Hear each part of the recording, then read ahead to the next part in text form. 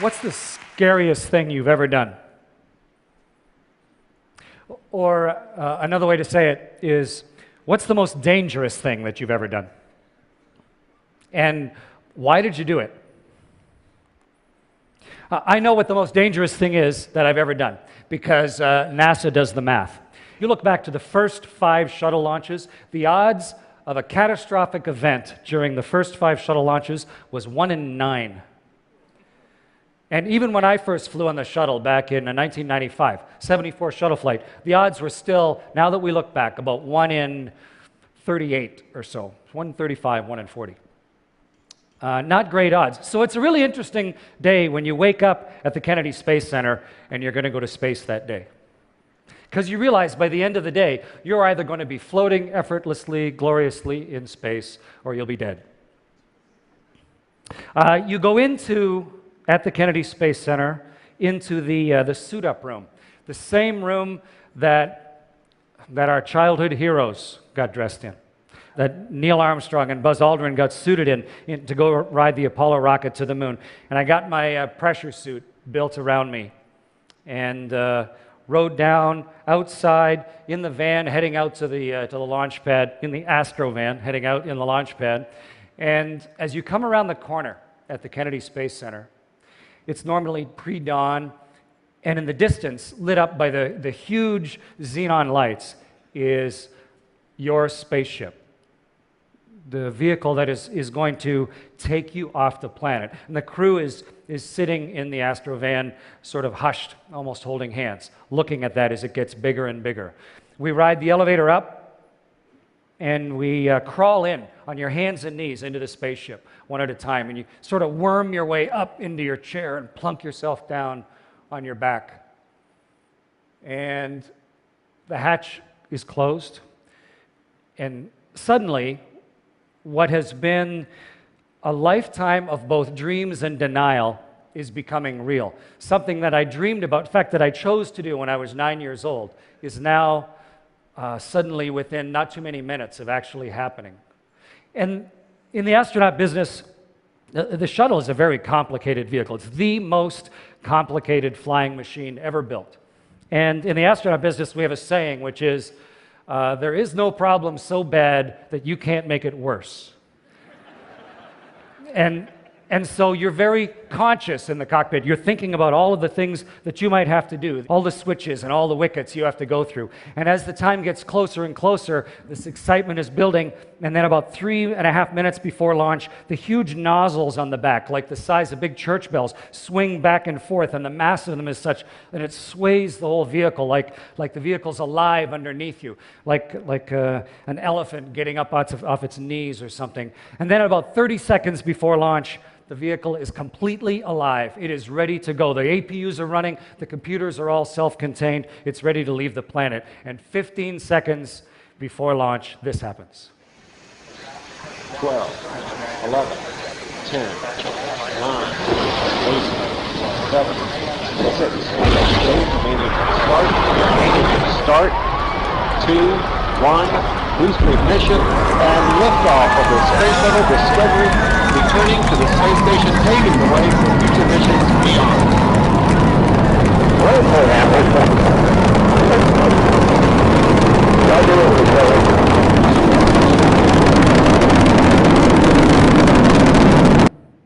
It is incredibly powerful to be on board one of these things. You are in the grip of something that is vastly more powerful than yourself. It's shaking you so hard you can't focus on the instruments in front of you. It's like you're in the jaws of some enormous dog, and there's a foot in the small of your back pushing you to space, accelerating wildly straight up, shouldering your way through the air, and you're in a very complex place, paying attention, watching the vehicle go through each one of its wickets with a steadily increasing smile on your face. After 2 minutes, those solid rockets explode off, and then you just have the liquid engines, the hydrogen and oxygen, and it's as if you're in a dragster with your foot to the floor and accelerating like you've never accelerated. You get lighter and lighter. The force gets on us heavier and heavier, and it feels like someone's pouring cement on you or something, until finally, after about 8 minutes and 40 seconds or so, we are finally at exactly the right altitude, exactly the right speed, the right direction, the engine shut off, and we're weightless. And we're alive. It's an amazing experience. But why would we take that risk? Why would you do something that dangerous? In my case, the answer is fairly straightforward. I was inspired as a youngster that this is what I wanted to do. I watched the first people walk on the moon, and to me, it was just an obvious thing. I want to somehow turn myself into that. But the real question is, how do you deal with the danger of it and the fear that comes from it? How do you deal with fear versus danger? And having the goal in mind, thinking about where it might lead, directed me to a life of looking at all of the small details to allow this to become possible, to be able to launch and go help build a space station where you are on board a 1 million-pound creation that's going around the world at 5 miles a second, 8 kilometers a second, around the world 16 times a day, with experiments on board that are teaching us what the substance of the universe is made of, and running 200 experiments inside, but maybe even more importantly, allowing us to see the world in a way that is impossible through any other means. To be able to look down and have, if your jaw could drop, it would, the jaw-dropping gorgeousness of the turning orb, like a self-propelled art gallery of fantastic, constantly changing beauty that is the world itself. And you see, because of the speed, a sunrise or a sunset every 45 minutes for half a year. And the most magnificent part of all that is to go outside on a spacewalk. You are in a one-person spaceship that is your spacesuit, and you're going through space with the world. It's an entirely different perspective. You're not looking up at the universe. You and the Earth are going through the universe together. And you're holding on with one hand, looking at the world turn beside you. It's like roaring silently with color and texture as it pours by just mesmerizingly next to you. And if you can tear your eyes away from that and you look under your arm down at the rest of everything, it's an unfathomable blackness, with a texture you feel like you could stick your hand into. And you are holding on with one hand, one link to the other 7 billion people. And I was outside of my first spacewalk when my left eye went blind. And I didn't know why. Suddenly my left eye slammed shut in great pain, and I couldn't figure out why my eye wasn't working. I was thinking, what do I do next? I thought, well, maybe that's why we have 2 eyes, so I kept working. But unfortunately, without gravity, tears don't fall. And so you just get a bigger and bigger ball of whatever that is mixed with your tears on your eye until eventually the ball becomes so big that the surface tension takes it across the bridge of your nose like a tiny little waterfall and goes goosh into your other eye. And now I was completely blind outside the spaceship. So what's the scariest thing you've ever done?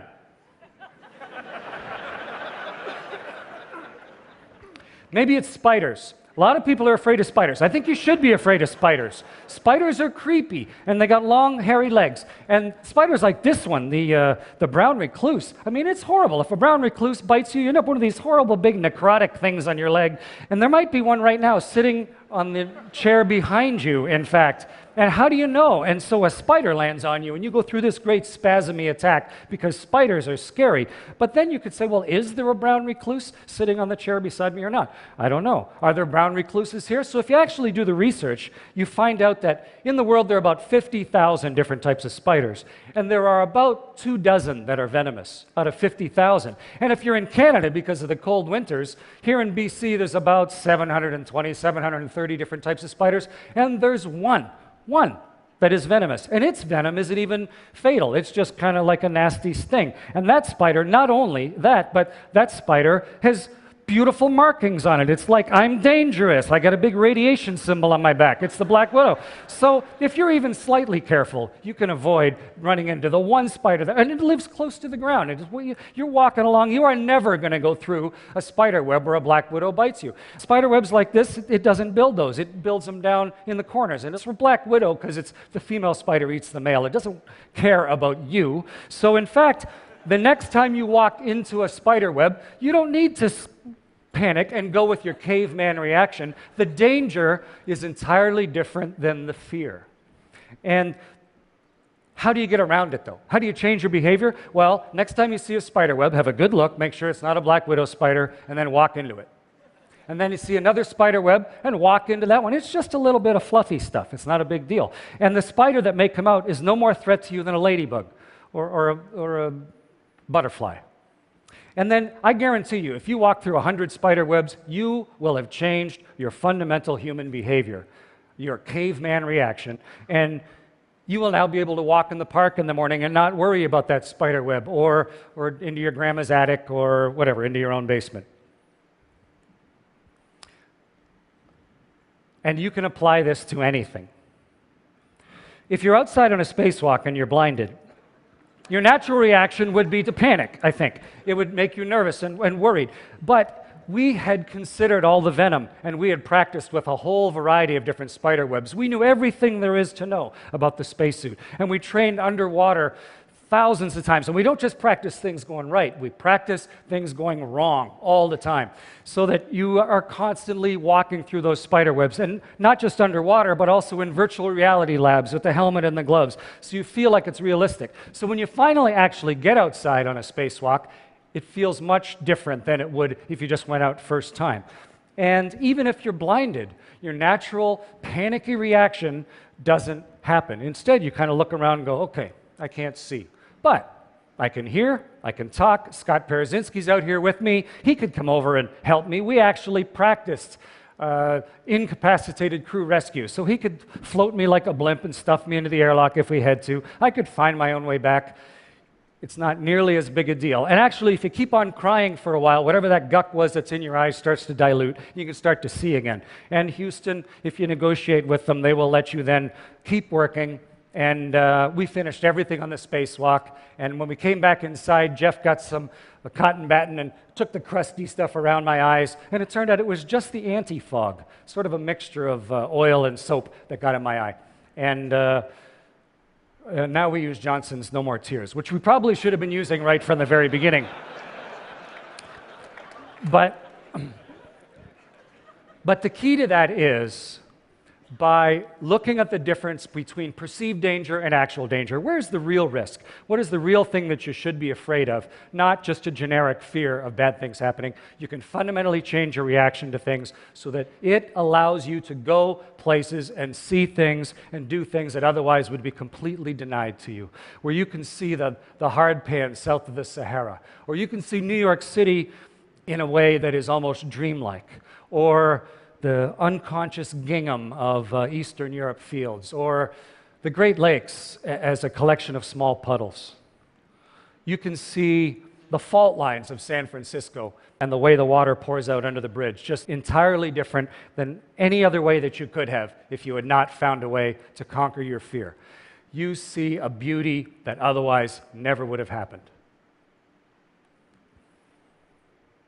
It's time to come home at the end. This is our spaceship, the Soyuz, that little one. 3 of us climb in, and then this spaceship detaches from the station and falls into the atmosphere. These 2 parts here actually melt. We jettison them and they burn up in the atmosphere. The only part that survives is the little bullet that we're riding in, and it falls into the atmosphere.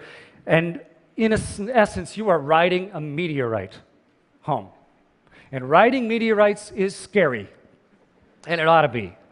But instead of riding into the atmosphere, just screaming like you would if suddenly you found yourself riding a meteorite back to Earth,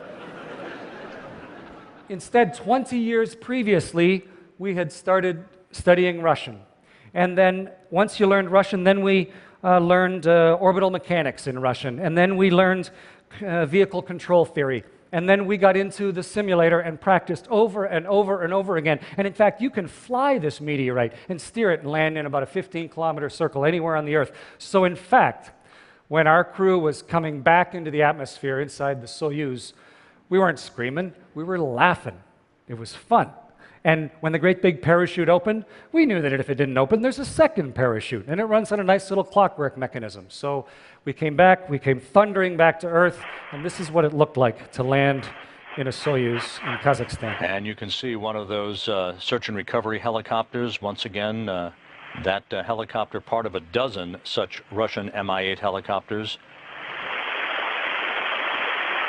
Touchdown, 3:14 and 48 seconds, a.m. Central Time. And you roll to a stop as if someone threw your spaceship at the ground and it tumbles end over end. But you're ready for it. You're in a custom-built seat and you know how the shock absorber works. And then eventually the Russians reach in, drag you out, plunk you into a chair, and you can now look back at what was an incredible experience.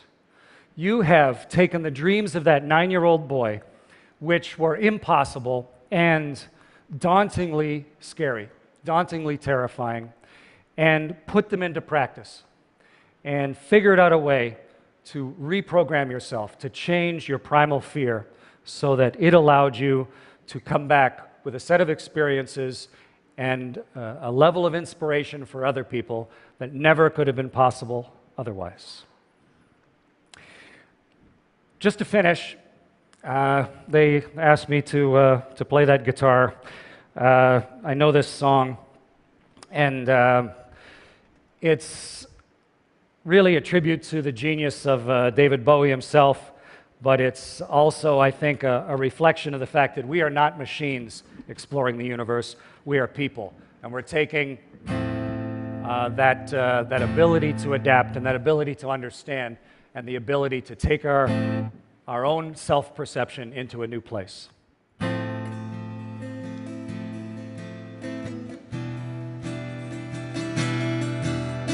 This is Major Tom to ground control. I've left forevermore, and I'm floating in a most peculiar way, and the stars look very different today. For here am I floating in a tin can, a last glimpse of the world.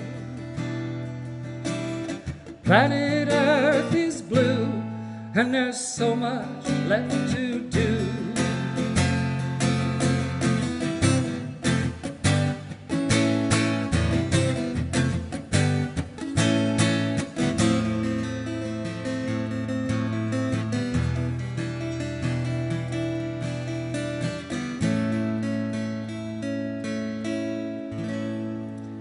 Fear not.